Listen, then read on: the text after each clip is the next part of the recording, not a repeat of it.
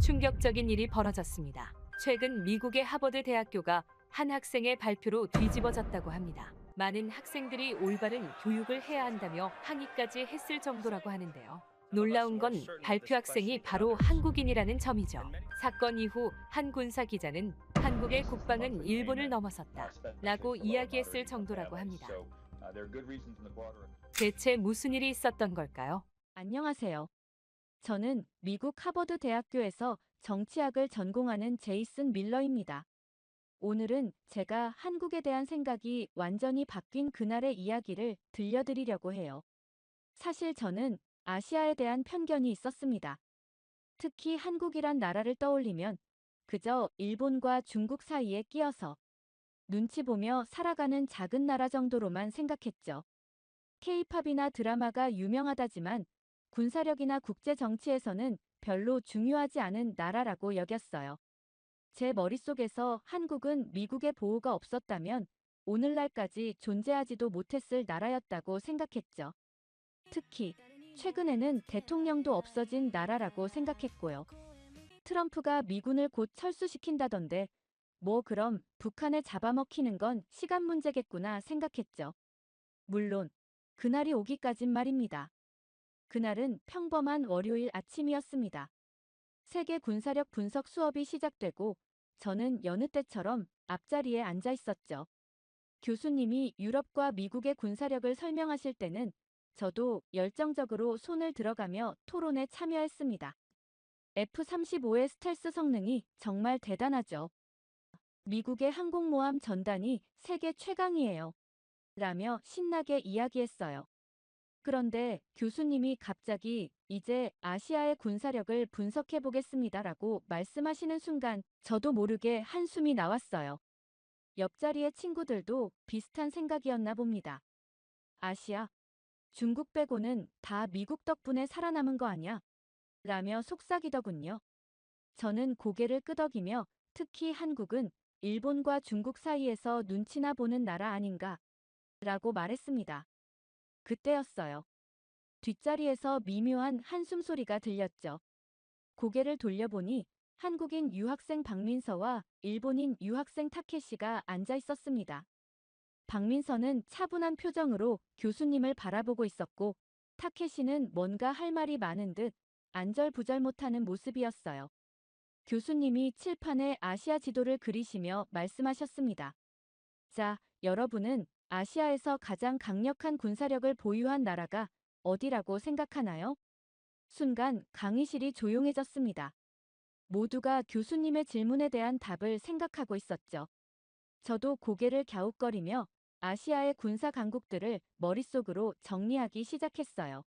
솔직히 아시아의 군사력이라고 하면 중국 정도만 떠올랐거든요. 가장 먼저 손을 든 건 제 앞자리에 앉아있던 마이크였습니다. 당연히 중국이죠. 세계에서 두 번째로 큰 군사비 지출을 하는 나라잖아요.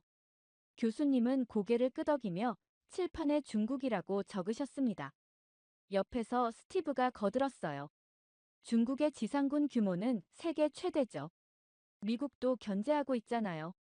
그 뒤로 여러 학생들이 자기 생각을 이야기하기 시작했어요.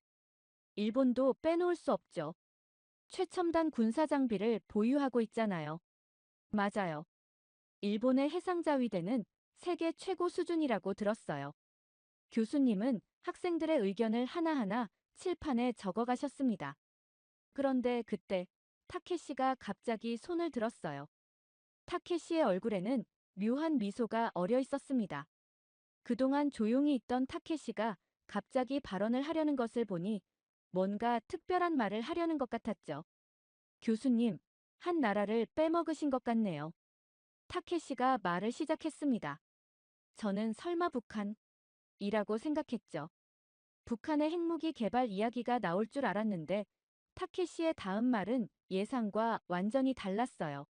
한국이요.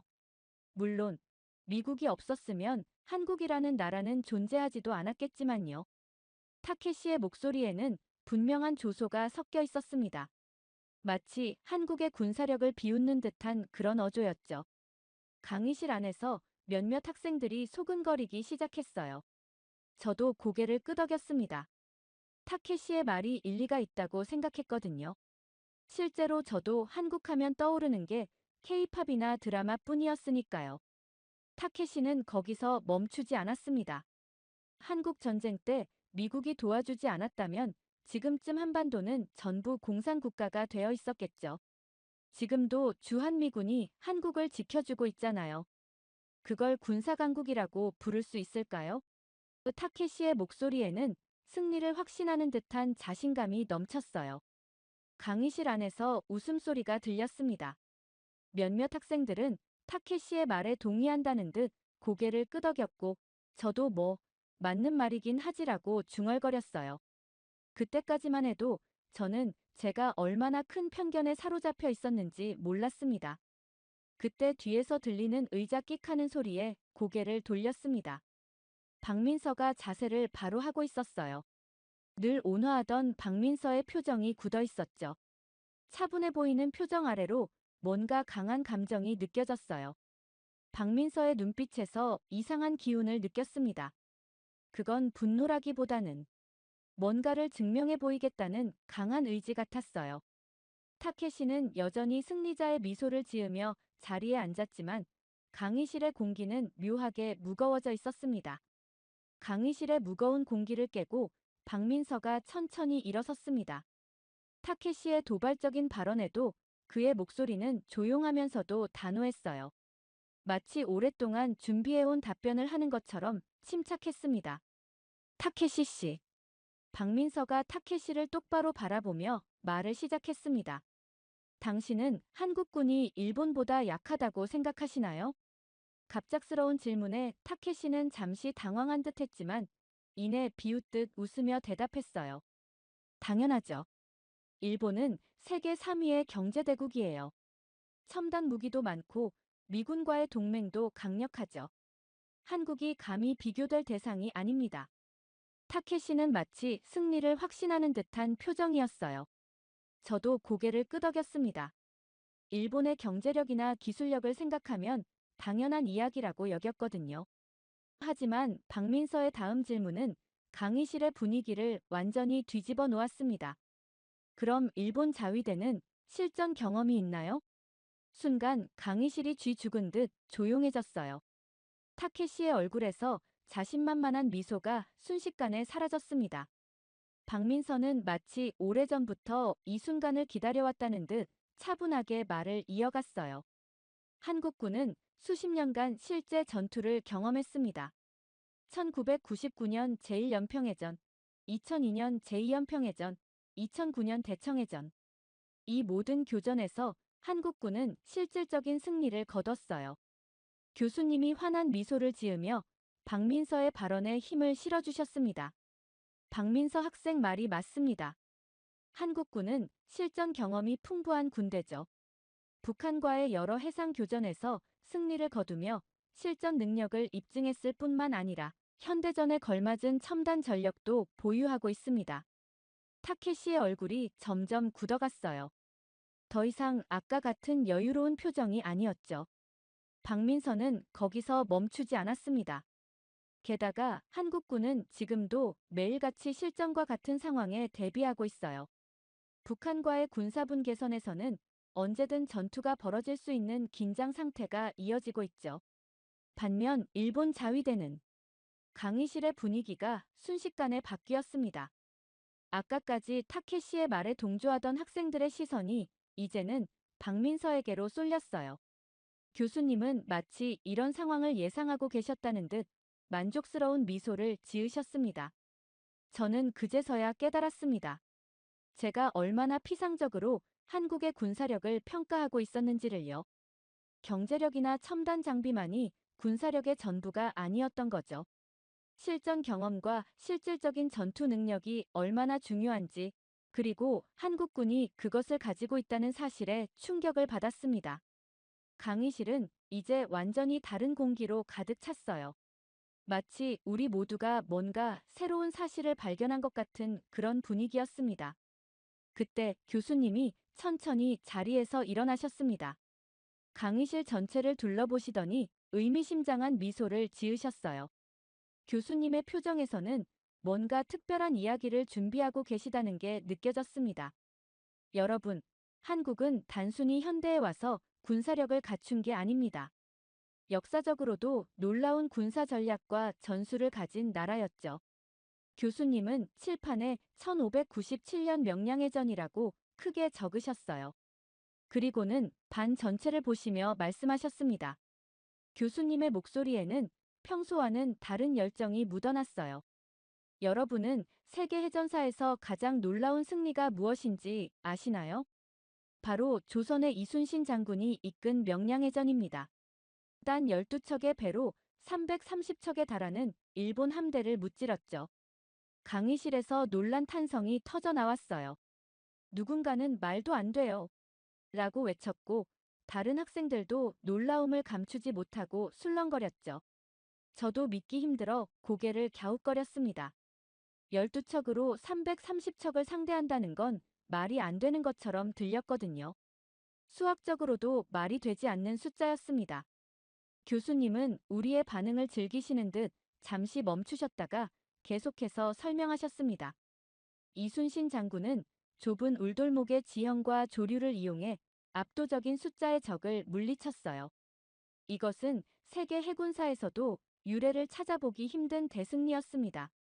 그런데 갑자기 타케시가 자리에서 벌떡 일어났어요. 의자가 뒤로 밀리면서 끼익하는 소리가 났고 그의 얼굴은 붉게 달아올라 있었습니다. 마치 자신의 자존심에 상처를 입은 것처럼 보였어요. 그건 400년도 넘은 옛날 이야기잖아요. 지금이랑 무슨 상관이 있다는 거죠? 타케시의 목소리가 떨리고 있었어요. 더 이상 아까 같은 여유는 찾아볼 수 없었죠. 그의 손은 책상을 꽉 쥐고 있었고 평소의 침착한 모습은 온데간데 없었습니다. 교수님은 여전히 차분한 미소를 유지하신 채 대답하셨습니다. 마치 이런 반응을 예상하고 계셨다는 듯한 표정이었어요. 역사는 한 나라의 군사적 DNA를 보여주는 중요한 지표입니다. 전략적 사고방식과 군사 문화는 쉽게 바뀌지 않거든요. 그때 박민서가 다시 입을 열었습니다. 그의 목소리는 여전히 차분했어요. 오히려 타케시가 흥분할수록 더욱 침착해지는 것 같았습니다. 타케시 씨 말씀대로 현대의 이야기를 해보죠. 그렇다면 현대 군사력을 이야기해 볼까요? 순간 타케시의 얼굴에서 혈색이 싹 가셨어요. 마치 자신이 피하고 싶었던 주제를 박민서가 꺼낸 것처럼 보였습니다. 아까의 붉은 얼굴은 어디 가고 이제는 창백해진 얼굴로 자리에 주저앉았죠. 저는 그제서야 궁금해졌어요. 도대체 현대 한국군은 어떤 모습일까? 그동안 제가 알고 있던 것과는 전혀 다른 사실들만 듣다 보니 이제는 정말로 한국의 군사력이 궁금해졌거든요. 아까까지만 해도 무시했던 나라인데 이제는 뭔가 특별한 것이 있을 것 같은 예감이 들었습니다. 강의실 전체가 박민서의 다음 말을 기다리고 있었습니다. 마치 오래된 편견이 하나둘 깨져나가는 순간을 목격하고 있는 것 같았어요. 교실 안의 공기는 긴장감으로 가득 차 있었습니다. 박민서가 천천히 가방에서 태블릿을 꺼냈습니다. 그리고는 교수님을 바라보며 말했어요. 교수님, 제가 준비한 자료를 보여드려도 될까요? 교수님이 고개를 끄덕이시자 박민서는 태블릿을 프로젝터에 연결했습니다. 강의실 스크린에 첫 번째 영상이 나타났어요. 타케시 씨, 질문이 있습니다. 일본이 과연 그렇게 군사 강국이라면 왜 K9 자주포 같은 한국산 무기를 수입하는 걸까요? 스크린에는 웅장한 모습의 K9 자주포가 등장했습니다. 시속 67km로 기동하면서도 정확한 포격이 가능한 최신의 자주포의 모습에 강의실은 순식간에 조용해졌어요. 영상 속에서 K9은 험한 산악지형을 거침없이 넘어가고 연속 사격으로 목표물을 정확히 타격했습니다. K9 자주포는 현재 세계 최고의 성능을 인정받아 터키, 폴란드, 인도, 노르웨이, 에스토니아, 그리고 일본까지 수출되고 있습니다. 특히 극한의 날씨와 지형에서도 안정적인 성능을 보여 북유럽 국가들이 앞다투어 도입하고 있죠. 박민서의 설명이 이어질수록 학생들의 눈빛이 달라졌습니다.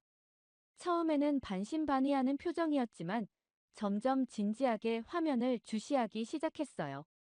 타케시가 입을 열려고 했지만 박민서의 다음 영상이 그의 말을 막았어요. 스크린에는 이번엔 전투기가 등장했습니다. 이건 한국이 개발한 FA-50 경공격기입니다.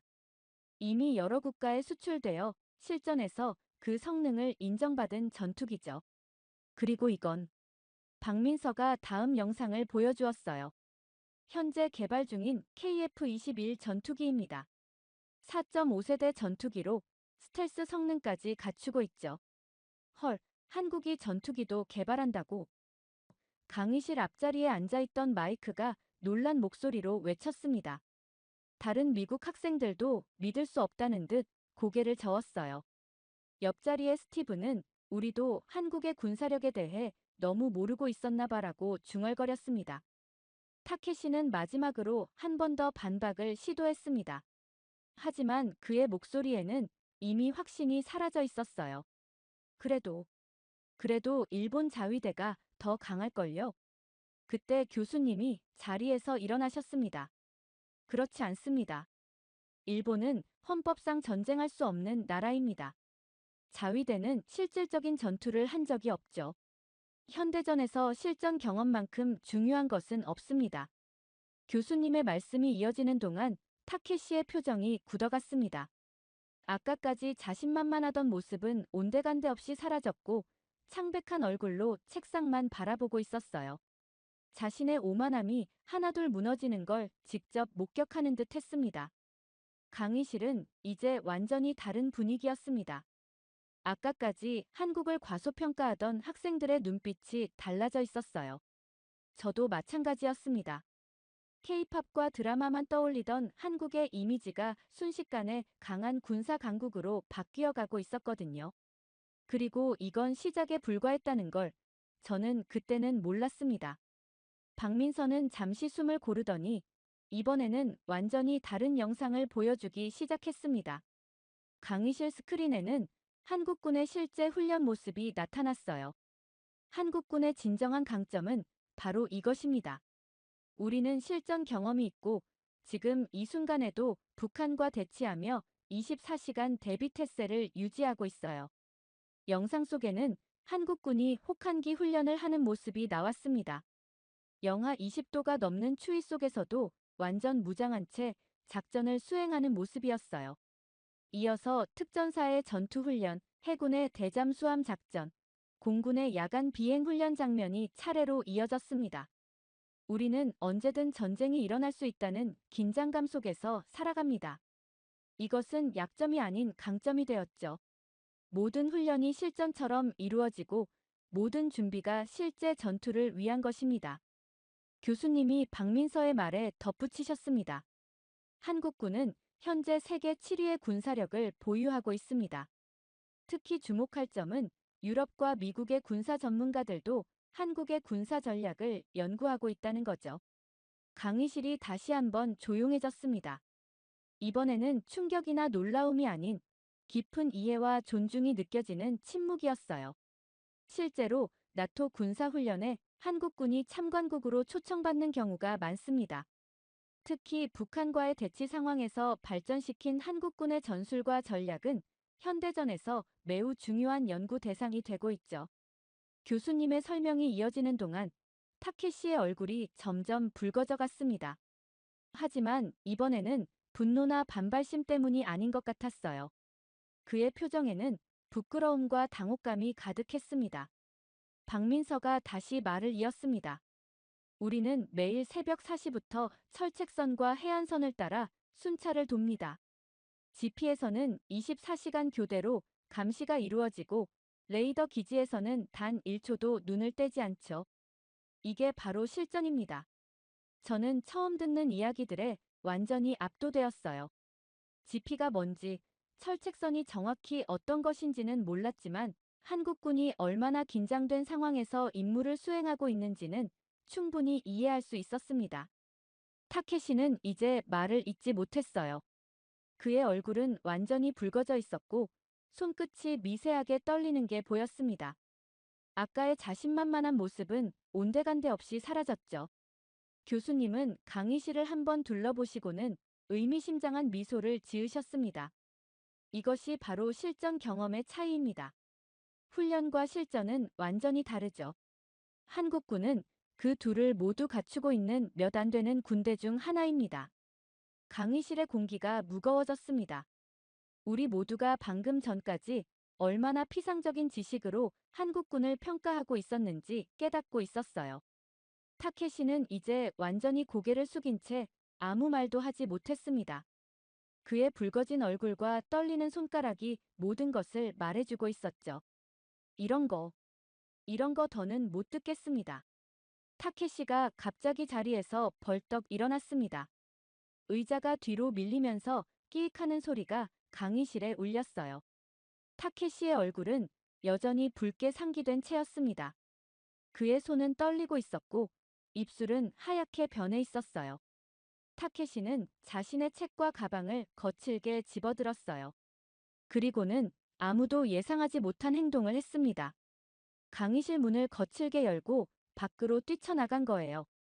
문이 쾅 하고 닫히는 소리가 강의실 전체에 울렸습니다. 순간 강의실이 술렁이기 시작했어요. 옆자리의 마이크가 놀란 목소리로 속삭였습니다. 세상에, 한국이 이렇게 강한 나라였어. 우리가 너무 모르고 있었던 거 아냐? 그러게. 난 그저 케이팝이나 드라마만 만드는 나라인 줄 알았는데. 스티브도 고개를 끄덕이며 말했어요. 게다가 방금 본 그 무기들, 정말 놀라웠어. 다른 학생들도 하나둘 이야기를 나누기 시작했습니다. 실전 경험이 있는 군대라니 대단하다. 게다가 자체적으로 첨단 무기까지 개발한다며. 세계 7위의 군사력이라고 했잖아. 저는 그제서야 진짜로 한국이란 나라가 궁금해지기 시작했어요. 그동안 제가 얼마나 편협한 시각으로 세상을 보고 있었는지 깨달았거든요. 한국은 제가 생각했던 것보다 훨씬 더 복잡하고 강한 나라였습니다. 교수님은 타케시가 나간 문을 잠시 바라보시다가 말씀하셨어요. 때로는 우리의 고정관념이 진실을 가리기도 합니다. 오늘 타케시 군이 보여준 반응은 우리 모두가 가지고 있을 수 있는 편견의 한 모습이죠. 박민서는 여전히 차분한 표정을 유지하고 있었습니다. 마치 이런 반응을 예상했다는 듯이요. 그의 발표는 단순한 수업 발표가 아니었어요. 우리의 편견을 깨는 작은 혁명 같은 거였죠. 강의실 안에는 이상한 긴장감이 감돌았습니다. 방금 전까지 있었던 일본 학생의 빈자리가 우리의 깨어진 편견을 상징하는 것 같았어요. 창밖으로 보이는 가을 하늘은 여전히 맑았지만 강의실의 공기는 무거웠습니다. 저는 문득 궁금해졌습니다. 제가 알고 있던 세상은 얼마나 많은 편견으로 가득 차 있을까? 오늘 한국에 대한 제 생각이 완전히 바뀐 것처럼 다른 나라들에 대해서도 제가 모르는 진실이 얼마나 많을까? 타케시가 떠난 자리에는 그의 필기 노트 한 장이 남아 있었어요. 거기에는 수업 초반에 그가 자신만만하게 적었던 내용들이 보였습니다.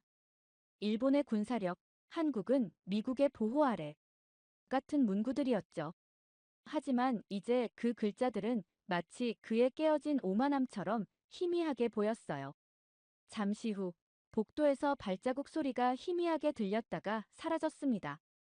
아마도 타케시가 완전히 떠난 모양이었어요. 강의실에 남은 우리들은 각자의 생각에 잠겨 있었습니다. 드디어 수업 종료벨이 울렸습니다. 하지만 평소와는 달리 아무도 서두르지 않았어요. 모두가 뭔가 큰 충격을 받은 듯 자리에서 천천히 일어났습니다. 저는 가방을 메고 잠시 망설이다가 박민서에게 다가갔어요. 그는 태블릿과 노트북을 정리하고 있었습니다. 저기, 박민서? 박민서가 고개를 들었습니다. 여전히 차분한 표정이었지만 아까와는 다른 부드러운 미소가 느껴졌어요. 야, 솔직히 나도 아시아 국방에는 관심 없었는데 오늘 좀 충격받았다. 제가 머뭇거리며 말을 꺼냈습니다. 너희 나라에 대해 이렇게 몰랐다는 게 좀 부끄럽네. 박민서는 미소를 지으며 대답했어요. 한국을 알고 나면 더 놀랄 겁니다. 오늘 본 건 빙산의 일각이에요. 그의 말에 저도 모르게 고개를 끄덕였습니다. 이제야 눈치챘지만 박민서는 처음부터 이런 반응을 예상하고 있었던 것 같았어요. 강의실을 나서는데 교수님이 우리를 불러 세웠습니다. 오늘 수업은 특별했죠? 여러분이 평소에 당연하게 생각하던 것들이 깨지는 순간을 봤어요. 저는 고개를 끄덕였습니다. 교수님은 계속해서 말씀하셨어요. 세계를 보는 우리의 시각이 얼마나 편협했는지 깨달았길 바랍니다. 특히 아시아에 대한 우리의 이해가 얼마나 피상적이었는지 말이에요. 밖으로 나오니 가을 하늘이 유난히 높아 보였습니다. 캠퍼스를 걸으며 오늘 있었던 일을 곱씹어 보았어요. 불과 몇 시간 전만 해도 저는 한국이라는 나라를 그저 한국 드라마나 만드는 작은 나라로 생각했습니다. 하지만 이제는 달랐어요. 실전 경험이 풍부한 군대, 첨단 무기를 자체 개발하는 기술력, 세계가 인정하는 군사 강국. 이 모든 것이 제가 몰랐던 한국의 모습이었습니다. 문득 오늘 타케시가 보여준 반응이 떠올랐어요. 그의 자리를 박차고 나가는 모습에서 어쩌면 저의 모습을 본 것 같았습니다. 편견에 사로잡혀 진실을 외면하려 했던 모습 말이에요. 박민서의 마지막 말이 계속 머릿속에 맴돌았습니다. 한국을 알고 나면 더 놀랄 거예요. 그 말이 의미하는 게 뭘까? 오늘 알게 된 것보다 더 놀라운 사실들이 있다는 걸까? 도서관으로 발걸음을 옮기며 생각했습니다. 우리는 얼마나 한국을 몰랐던 걸까? 이제는 더 이상 한국을 과소평가할 수 없을 것 같았어요. 아니, 어쩌면 세상의 모든 나라를 새로운 시각으로 봐야 할지도 모르겠다는 생각이 들었습니다. 그리고 저는 결심했어요. 다음 학기에는 꼭 한국학 수업을 듣기로요. 오늘의 충격과 깨달음이 제 인생의 작은 전환점이 될 것 같았거든요. 우리는 얼마나 한국을 몰랐던 걸까? 이 질문은 단순히 한국에 대한 것만은 아니었습니다. 제 안에 있던 모든 편견과 선입견에 대한 질문이기도 했어요. 한국이라는 나라를 통해 저는 소중한 교훈을 얻었습니다. 겉모습만으로 누군가를 혹은 어떤 나라를 판단해서는 안 된다는 것을요. 오히려 감사했습니다. 박민서의 용기 있는 발표 덕분에 제 편견이 깨지고 세상을 보는 새로운 시각을 갖게 되었으니까요. 이제 저는 한국을, 아니 모든 나라를 더 깊이 있게 이해하려 노력할 겁니다. 그날은 제 인생의 큰 전환점이 되었습니다. 감사합니다, 한국.